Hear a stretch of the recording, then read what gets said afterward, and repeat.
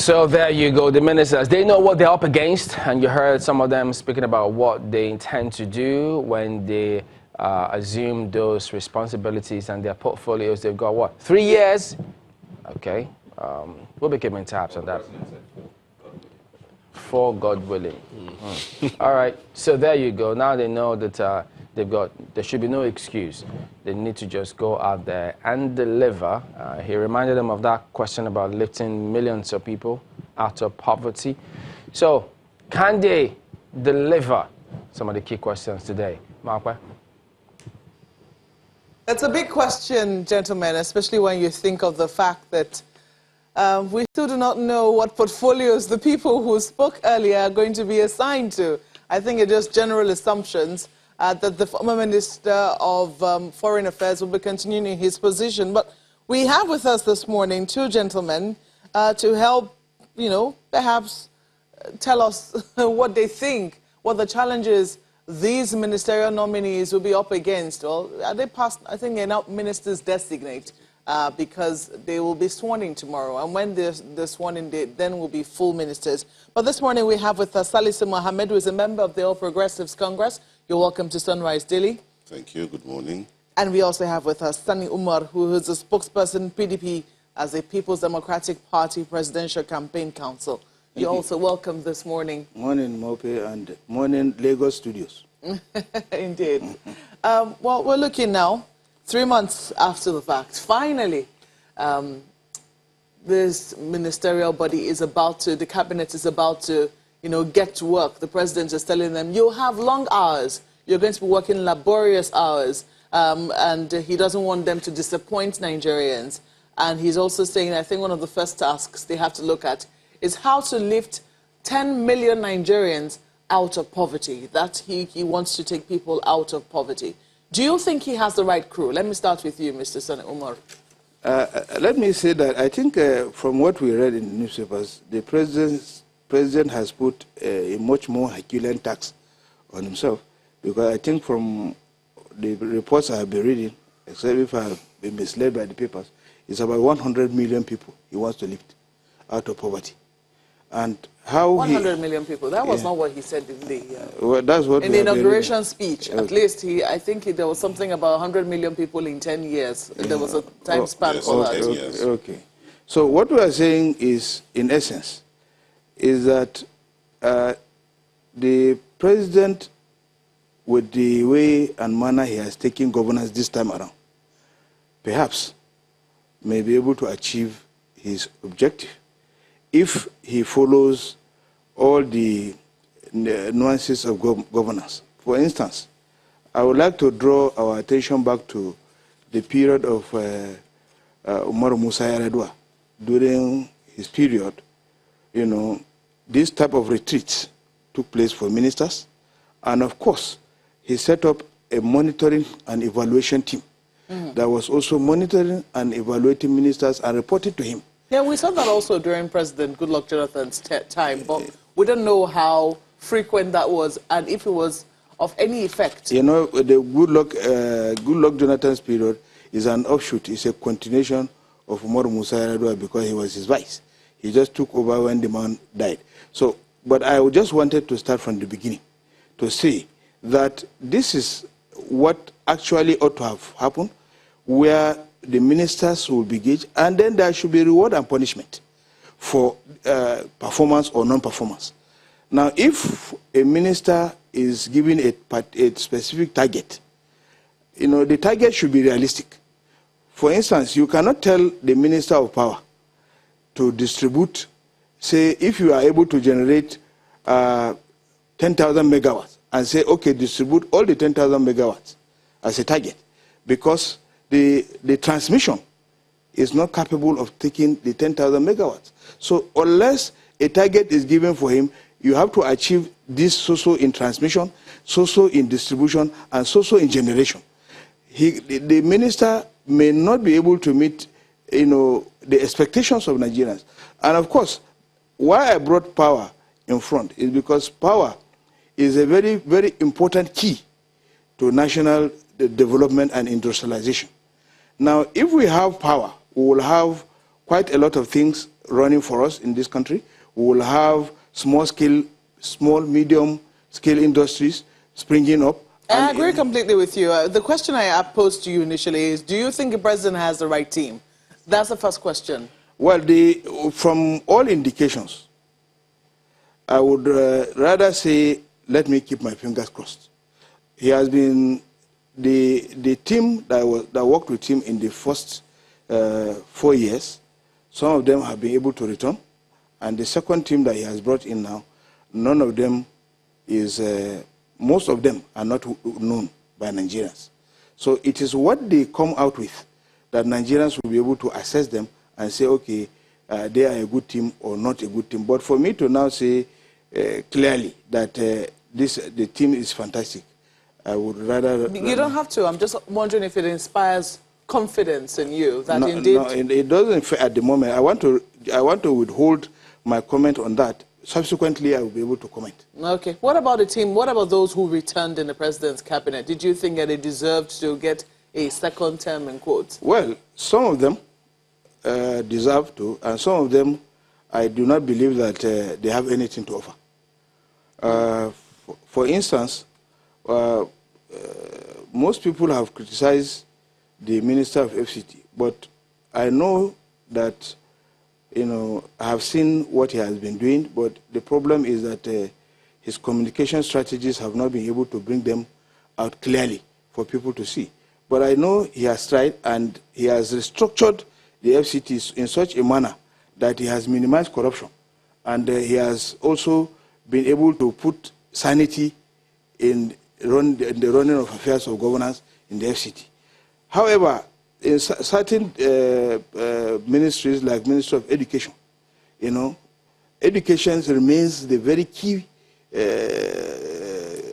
factor in the Nigerian state, because the uneducated nation is a wealthy nation. However, the education sector under Adamo, I think, has not fared well previously. Perhaps because he is a journalist and, of course, an accountant. However, having learned on the job, we expect that in his 4 years, he should be able to, if he is given that same ministry, he should be able to have learned more things and more tactics and how to generally improve the educational system. Well, Mr. Mohammed, some people will say that you are being given a soft landing by the analysis of Mr. Umar here. He seems to, you know, be really fair and kind in his assessment of the ministers, especially those who are coming back, because some people who have lived in the Federal Capital Territory, for instance, I mean, because he said he thinks he's doing well, it's just that he's not communicating.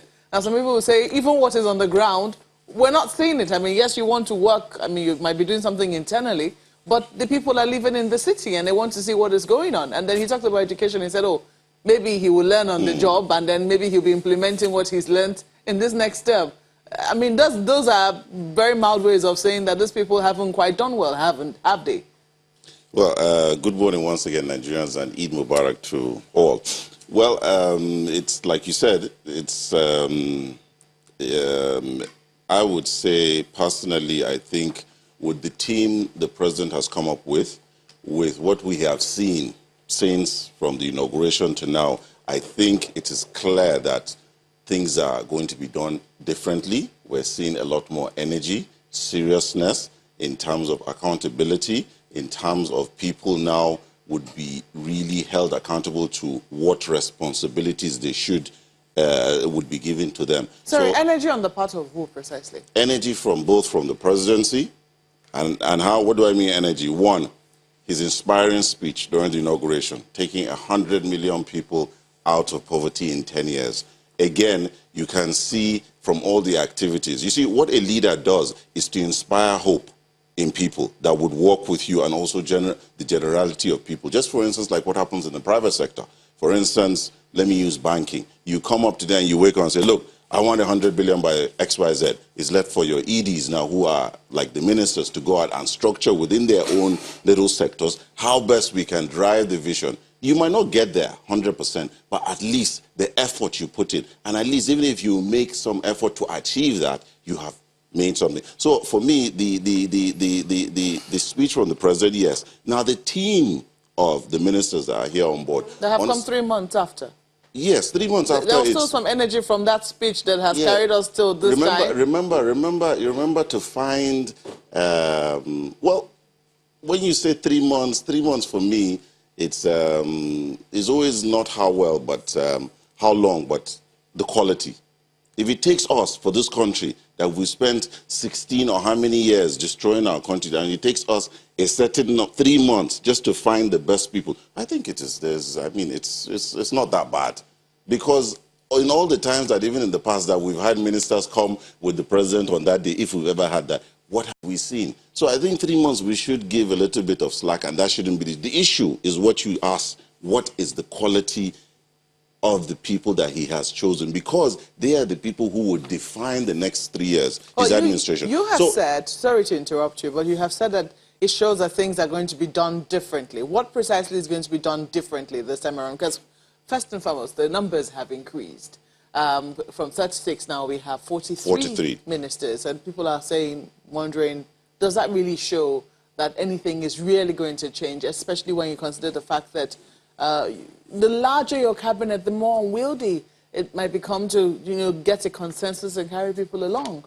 It might not be that. It might not be. It could be that way. But also look at it from another perspective. The larger your cabinet, it means you're trying to, in terms of, to break it down so that everything has that direct impact. There's nothing wrong with, you can open up your cabinet to, from 36 we had that, now he has 43. He wants probably to expand the cabinet to further 20. It's the people, it's all about the people who would administer these ministries and what policies or how they would drive the ultimate policies of the president and the APC. I think that is the most important thing. Today, what is clear, from his speech yesterday, you could see clearly, what did he say? You're ministers from individual states, but you're here to serve all Nigerians. It means that they should come with this state of blue, believing that we're here to work for Nigerians in line with the vision set out for them. And the beautiful thing I like about this, from what we saw from the list of the ministers during the screening, I would say the new ones that came on board, all of them in their fields, we don't know what portfolios will be given to them, but based on what we saw, I would say I think we were able to pick majority. You know, that you just touched on the question I was about to ask you. Why is it so difficult for presidents to send their ministerial nominees with their portfolios? Well, for me, I think that probably, I think maybe it's either two things. Because if a minister, you're coming as a minister of the Federal Republic, not a minister of a particular thing. So if, for instance, you are screened generally as a minister, you're qualified to be a minister. So what happens when you have to rotate ministers? Will they all have to come back for screening for another because of your changing portfolios? And we always see that, for instance, Minister of Finance, when she had to move, when Kemi left and then Zainab came on board, you see. So would you have to say they have to go back to the National Assembly to be screened for that? So for me, that's my own thinking, that I believe it's better we just screen them generally, and then when they appoint portfolios. Because there are also people that argue, that when a minister comes on board, and probably, for instance, he said education, and then you hit him all on education, and then maybe 3 months down or 6 months down, he's moved to another ministry. Does he have to come back and go through the same process again?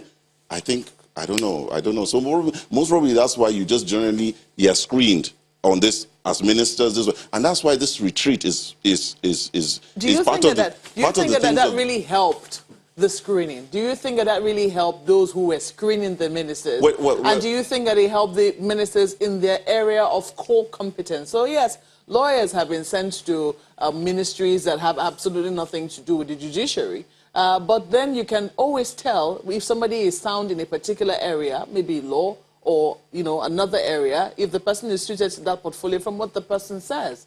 Isn't that right? Yes, but most of the times you find that being ministers is more of an administrative thing. Okay, so now, let's even grant that. Okay. Now, after the screening, the Senate has since, said everybody had a pass mark. I mean, they are all now ministers designate. Yes. That's who they are. Why is it still difficult for us to know where they're being assigned? I mean, shouldn't the ministers No, be able to prepare themselves as they come into office? I think in 24 hours we would know this. 24 hours, all in 24 hours this will be over. They're now going through the exercise. Why the long wait? I'm just wondering. It's a long wait, 24 hours? You don't think so? I mean, it's been a long time. For me, I think what is most important is what they're going through now, so that they understand the vision, what exactly they're supposed to do, and how government works, especially for the new ones. Maybe the ones that have been there before, I hope and pray, majority of them will go back to their existing ministers, because I believe in one key thing that has been lacking in governance in Nigeria is continuity. We need to have that if there's that clear-cut direction from the leader. And I think there is. What does he want? Diversify our economy, security, economy. These are clear things we want to do today. So I believe that this process they're going through today, and in 24 hours it will be over and they'll be sworn in, and they would hit the ground running. Because it is very, very important. These ministers are the people who really, really define or really appraise in terms of the yardstick that we would use to appraise the president. It's very important that they get it right. Let me ask you, Mr. Omo, do you really think that these ministers are being equipped in the manner that all of this is happening for them to hit the ground running? I mean, for want of a better cliche. Is that what you're seeing on the ground? Well, let me say this thing, that the ministers have just come in. They are about to be sworn in tomorrow.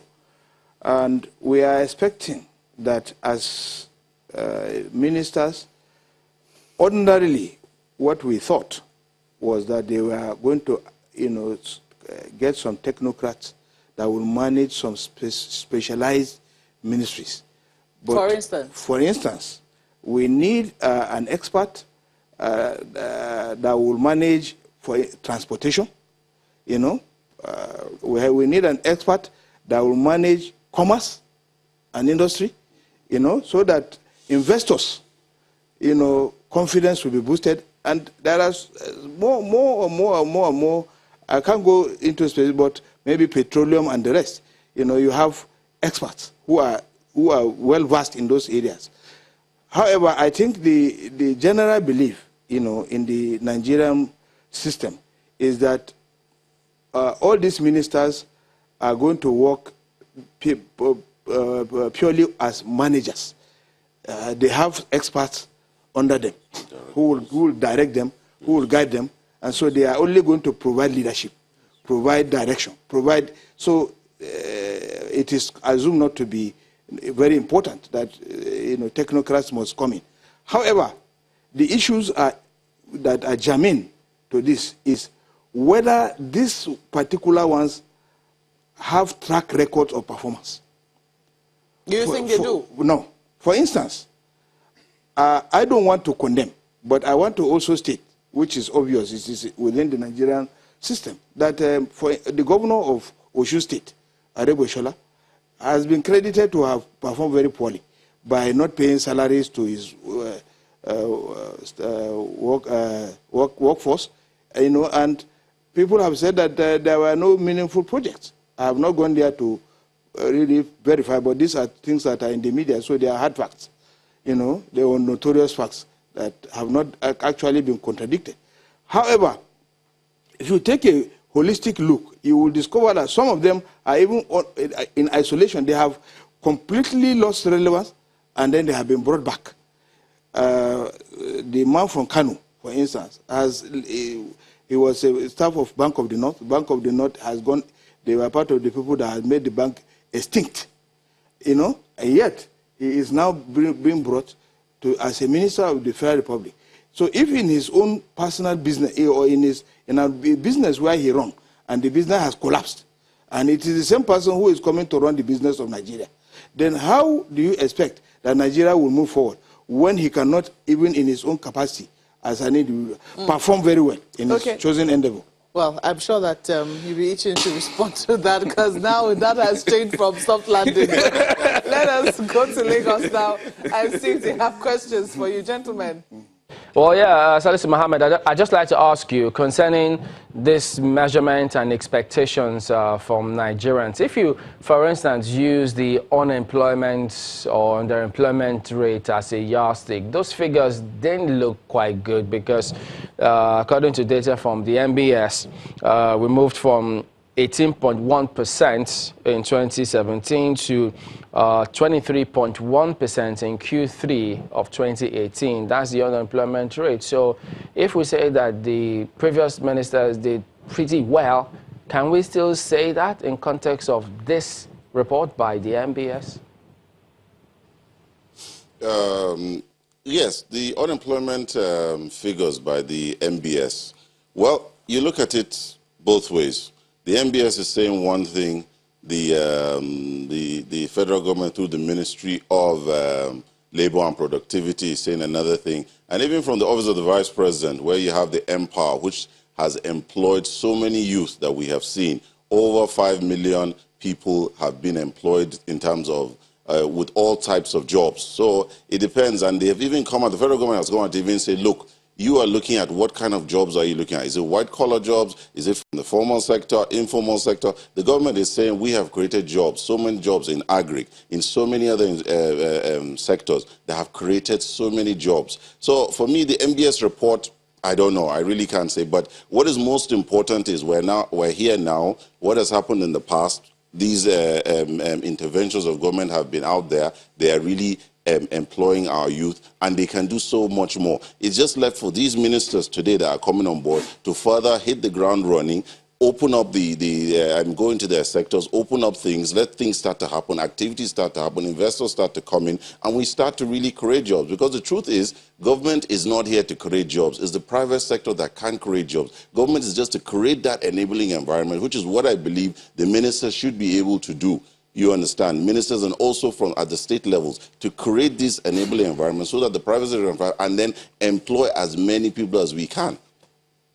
I would say you're already setting a target. In fact, you said about 2 targets already. But moving on, I think for us to learn, we need to look at what happened in the past so we can at least do it better in the future. And this is for Mr. Umar.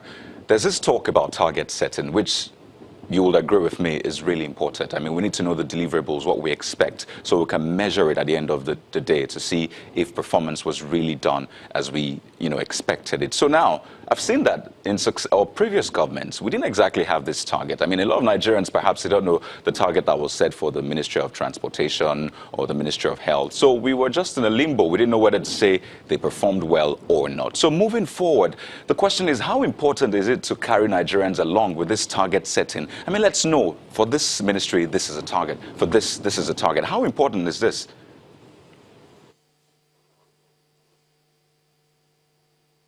Okay, I couldn't hear the last part of your question, but let me attempt to answer it from the little I could. He wants to know how important it is to carry Nigerians along with the target that he's setting for each minister in each ministry, department, and agency. How important is it so that Nigerians can know precisely what each minister is expected to achieve? Exactly. I think Nigerians, like you rightly mentioned, ought to be carried along in terms of achieving these targets. However, the general policy direction of the government has already been mentioned. The president has already said that the previous pursuits of the APC is still relevant till date, which is security, fighting corruption, and economic emancipation. So if these are the areas that the government intends to target and to achieve results from this, then they have to break it down so that each ministry is expected to make an attainment. If your ministry is targeting economic emancipation, let us know in what areas you'll be able to. So government must define these things. It's just like an employee who is given an employment. I'm sorry, I'm going to have to interrupt you. Please hold your thoughts. You'll have the chance to finish when we come back from this break. Please stay with us.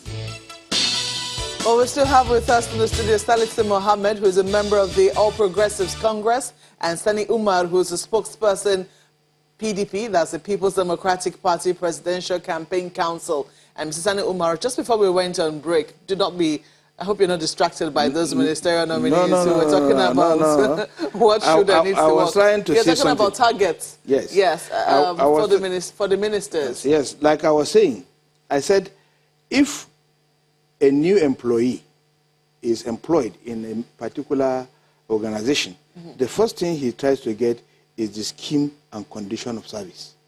Once he gets that scheme and condition of service, that thing is also broken down to his schedule of duties, because the condition of service is for the general staff of the organization, but his own schedule tells him this is what you are going to do, this is what you are going to do, and this is what you are to achieve.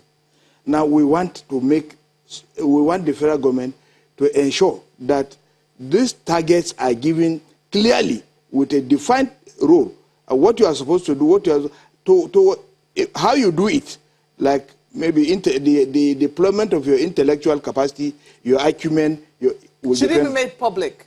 Those schedules and conditions of service to the minister, should they be made public? Yes, Nigerians should know, so that Nigerians will be carried along. Nigerians will know that this is what is expected of a particular minister or a particular ministry, and that Nigerians should be able to, at the end of the day, be the judge whether those people actually performed to expectation or they are a failure.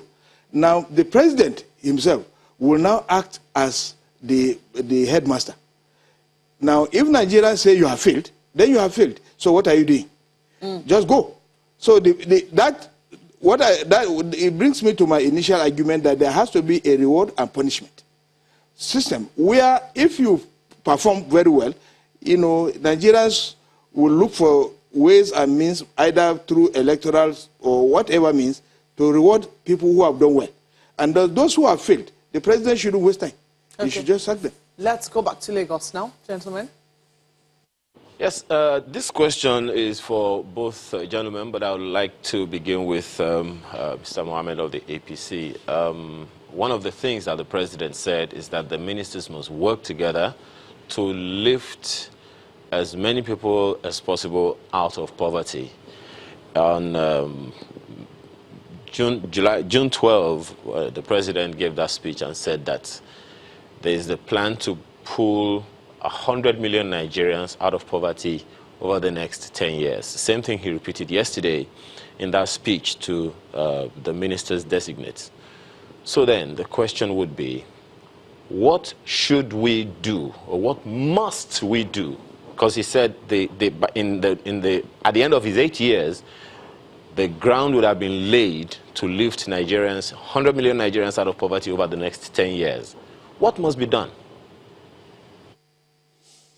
Well, what must be done is very simple, Claire. Like I said earlier, is to create that enabling environment for the private sector to thrive, because the private sector is the one that really would suck up everybody in terms of job creation. And clearly, if you have the right ministers in place, they have their targets given to them, clearly defined, and they're held accountable. The state governors also do the same in their own states. It is clearly just a task of creating that enabling environment. Let me even break it down a bit. For instance, in the area of agriculture, open up that space. Let a lot more people have to come in, industries come in, processing plants, so many things that can absorb people. From my sector, where I play in the real estate sector, projects. Let us be able to really do so much of housing projects. We just finished something in Kaduna today, and we employed over 1,000 youth. 1,000 youth alone were employed in terms of from beginning of your project up to the end of it. 1,000 youth were employed. So these kind of things are the things that would really lift people out of poverty. And also power. We focus on that. We can see today what our young people are doing, creating apps that can do all sorts of things. We have talent. Nigerians are itching. You see, so if we create that enabling environment, a lot can happen. Education sector, so many other sectors can do so well. You understand? So for me, I just believe that if that enabling environment is created, the private sector will run to come in. Dangote once said something to us that if we can really fix internally, create that enabling environment, we don't need to go abroad shopping looking for people to come and invest. we by ourselves can really create the jobs we need here. Because clearly, to lift that number of people out of poverty, it is only through an enabling environment and jobs being created. This follow-up is for you. At the moment, the World Poverty Clock says 47.7% of Nigeria's nearly 200 million people are extremely poor. Now, with all that Mr. Mohammed has said, many people would say it's just speaking rhetorics, it's just words.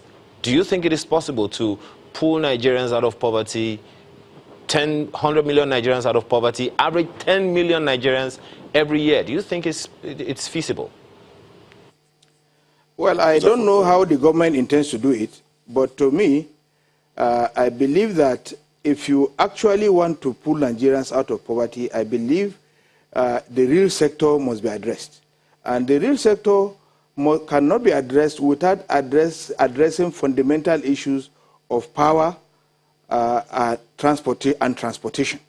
They are very, very key to generating employment. Now, everything revolves around power. If you call investors, if you want the agricultural chain to function optimally, you need power. So all other sectors need power, and government has not been able to create other power sources.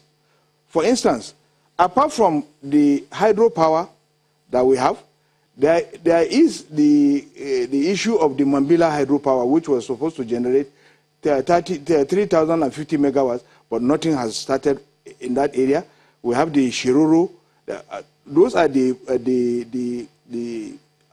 old power plants, the Kainji, the Egbim. Now, coming back to the thermal power plants, apart from the 10 thermal power plants that were created during Obasanjo, and of course the Power Palanto, the 215 megawatts in Kaduna, the Kaduna industrial area, and some other small power plants that have been created by certain states, the Ibom Power, and certain power plants in Cross River and, of course, River State. Nothing has been done to generate power to such a capacity that small and medium-scale industries will thrive. So if small and medium industries don't thrive, I don't see how employment can be generated. The issues of whether government should be the creator of jobs is secondary. First, government, of course, is agreed that is the largest spender of money. So if government spends more, the more government spends, the more jobs are created. But on what areas are government spending the money? They are spending the money on construction of roads, on power distribution, power generation. But are we getting the desired effect? The issues are very, very, very clear. The effect is not very. We are losing jobs every day. If you talk about even the private sector, where has the private sector really performed? In so many areas, the private sector has wound up.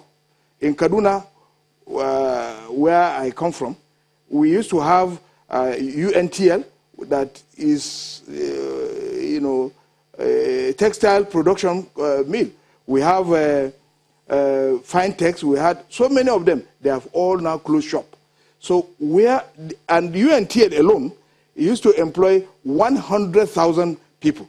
Now, if such a place has closed shop, tell me which other organization can accommodate those 100,000 that have lost their jobs in that respect. So it is very difficult for government to achieve such targets unless they work assiduously in those areas where I have mentioned, which is power and transportation. Then perhaps... What about the area of agriculture? So only recently we heard the president, even though there's still controversy as to whether or not the president can actually give that sort of directive to the CBN. The president saying that the CBN shouldn't give any more forex to those who would like to import food. Do you think that would have any effect on farmers and maybe the agricultural sector? You see, the agricultural sector, based on my experience and my stay in government, I have come to understand that most times some of these achievements are exaggerated. They are exaggerated because when they say food is not coming in, forex is not being given, And so people now find a way to circumvent the law.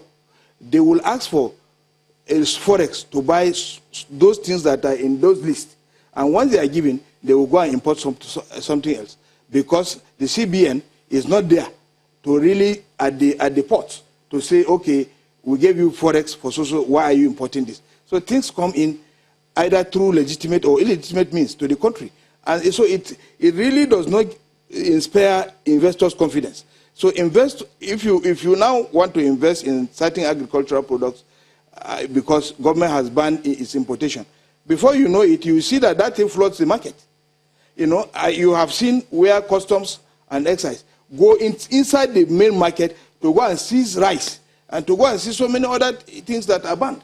So how is government going to police our borders to ensure that those things that they intend to do, they actually do them? Otherwise, it's a journey in futility. Do you want to respond quickly to that? You have 1 minute. Yes, for me, all these things that are really happening now towards government policies, agricultural sector, in terms of jobs creation that we have to, the UNTL, and I have never even seen these things work all through for the past 15, 20 years. I've not seen them work. But today, in the last 4 years, the central bank, we all know clearly to the world, they told us what they're doing with the textile sector, with all these other sectors, in the way of trying to revive them. All these policies that are coming up is simply just to enable our own local production. Because remember, the president said one thing, we as a nation must be able to feed ourselves. He's talking about policing the borders, and he's saying that policing the borders, yes, our security agencies need to do more. Of course, we all know we have porous borders. Like I said, for me, I just look at that. There's so many things to be done at so little time. But I believe that since we already know where we're going, we know what we want, and we're working towards it, we will definitely get there. It's a fine place to leave it, gentlemen. We have to thank you both for coming on Sunrise Today this morning. Salisu Mohammed is a member of the All Progressives Congress, and Sani Umar is a spokesperson, the People's Democratic Party Presidential Campaign Council. Gentlemen, thank you once again. You're most welcome. Sunrise Today continues in a moment. Please stay with us.